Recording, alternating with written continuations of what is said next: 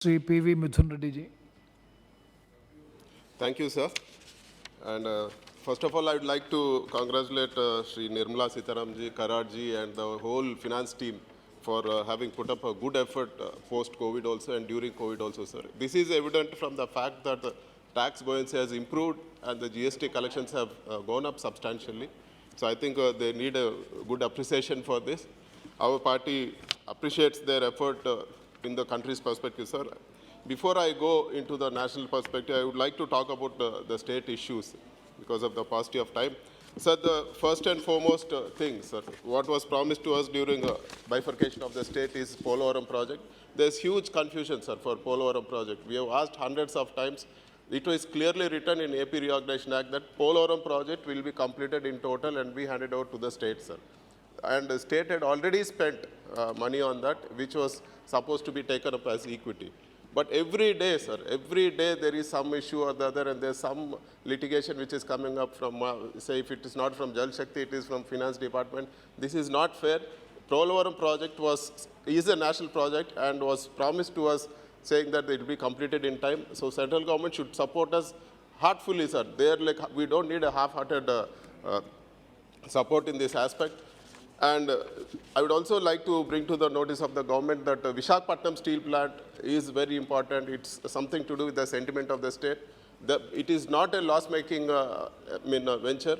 This year, we are definitely sure that Visakhapatnam steel plant will make good profits, sir. I've heard like in the replies they're saying that we are going to sell loss-making unit, but there's just 6 or 7 days left for this March month to complete. And I want the ministry also to take a note of this, sir, because it's going to be profitable, and even the years to come, steel industry is looking very bright, and it's going to be in profits. We request the government to think of improving Visakhapatnam steel plant by allotting captive mines.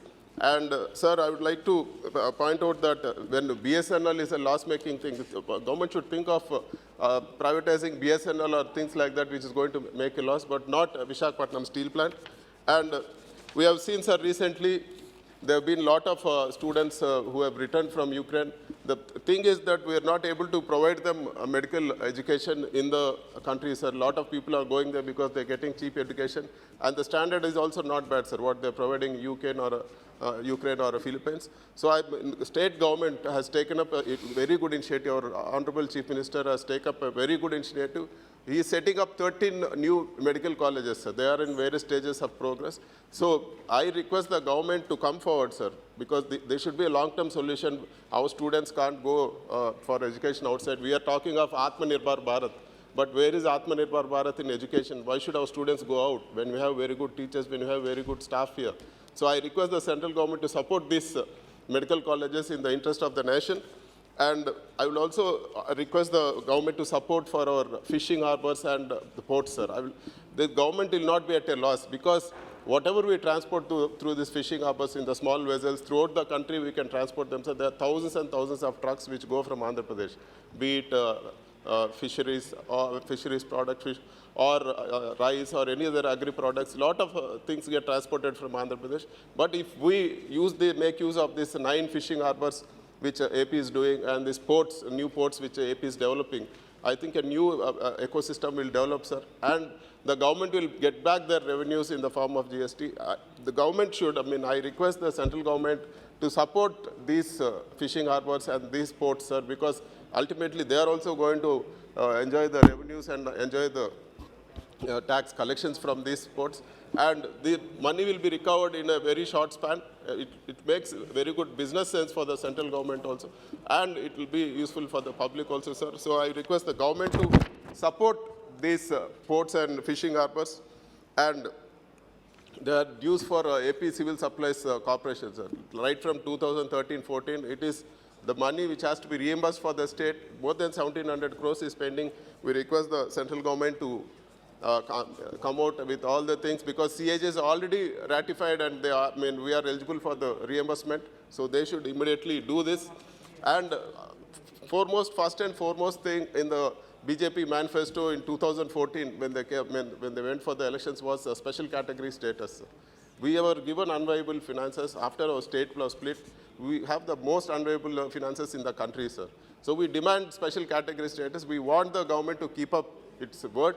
And it is not a request, sir. What we have promised, what was promised on the floor is this house, we are demanding the special category status. And even the revenue deficit grant also has not been completely reimbursed. And I have raised issues regarding mango farmers during the discussion, even in the Commerce Ministry. So I would like to bring to the notice of the government, sir. I would like the attention of the Honorable Minister, sir. Sir, there is a discrepancy for mango pulp and mango puree, sir, where GST is being charged at 18% instead of 12%. So it is different, sir. There are farmers in Gujarat, there are farmers in Karnataka, Andhra Pradesh who are dependent on mango. There are people there in Maharashtra, throughout the country, sir. Each state is interpreting in a different way, and now people are being asked to pay retrospective at 18%. So it's going to hit the poor farmers and it's going to kill the industry, sir. This is not a good move.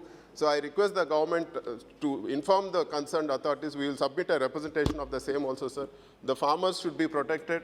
And the tax slab should be at 12%. I will tell you why, sir, because this is just an intermediate process. There is no loss to the government because it is not the final product what they are going to sell it. And there are various other issues also for the farmers, sir. For example, if you are transporting fish with ice, there is no GST. But if you transport cut fruit in ice, adding some salt as preservative, they are charging 5% GST. So this is not fair. So I request the government to sit with the Food Process Association, with the Farmer Association, and sort out all these glitches which is there, because it is something to do with lives of lakhs and lakhs of farmers, sir. Please take this at topmost priority and sort this issue, sir. Sir, I like to proudly tell that all 40,000 government schools in our state are being renovated in Nadu Nedu, sir. They are on par with corporate schools, and the gross enrollment ratio is going up. And I've been asked for recommendation letters for admission into my constituency government schools, sir. They're putting up no admission, there are no admission boards for these schools, sir.